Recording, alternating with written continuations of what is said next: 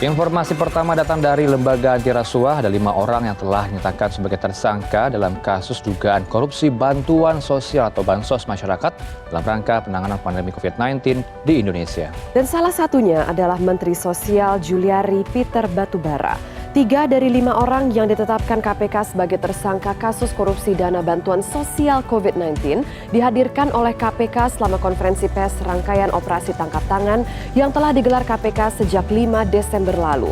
KPK juga menghadirkan barang bukti yang berhasil diamankan berupa uang tunai sebesar 14,5 miliar rupiah dalam berbagai mata uang. 2 orang tersangka lagi yaitu Juliari Peter Batubara dan seorang pejabat pembuat komitmen Kementerian Sosial RI berinisial AW tidak tampak selama acara berlangsung dan sekitar pukul 2:50 waktu Indonesia Barat pada Minggu dini hari lobi gedung KPK di Jalan HR Rasuna Said ini dihebohkan dengan kehadiran Menteri Sosial Juliari Batubara. Juliari tampak berjalan santai dengan pengawalan beberapa petugas KPK dan beberapa orang polisi. Juliari sempat melambaikan tangan kepada para wartawan yang berusaha mendapatkan informasi darinya. Juliari tidak memberikan komentar apapun mengenai kasus yang menjerat dirinya dan beberapa pejabat dari kementerian yang dipimpinnya. Hasil pemeriksaan saksi dan bukti yang dikumpulkan oleh KPK, maka KPK menetapkan 5 orang tersangka.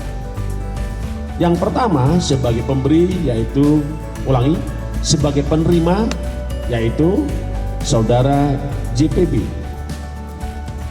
2 saudara MJS, dan 3 adalah saudara AW. Sementara sebagai pemberi adalah AIM dan HS. Halo teman-teman, berjumpa lagi dengan saya Miftah Widya Kartika. Kali ini saya akan membahas isu akuntabilitas. Isu akuntabilitas yang akan saya bahas sudah ada dalam cuplikan video tadi, yaitu kasus korupsi yang menjerat Bapak Juliari Batubara, Menteri Sosial, dalam era pandemi COVID di Indonesia. Bapak Juliari Batubara mengorupsi dana bansos yang merupakan dana anggaran untuk masyarakat saat pandemi COVID. Kali ini saya akan membahas teori-teori penyebab korupsi.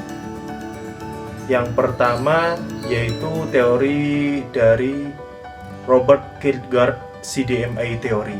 Sebenarnya sangat banyak teori yang bisa dibedah ya, tapi salah satunya yang cukup bagus yaitu teori yang pertama. Teori ini menyebutkan korupsi terjadi karena adanya faktor kekuasaan dan monopoli yang tidak dibarengi dengan akuntabilitas. Corruption Dictionary Monopoly Accountability atau disingkat CDMA. Tentunya di sini sangat ditegaskan yaitu kata akuntabilitas, karena akuntabilitas adalah satu yang sangat penting dimiliki oleh pejabat negara atau khususnya ASN. Kemudian dampak dari korupsi itu sangat masif dan laten. Salah satunya berdampak pada ekonomi.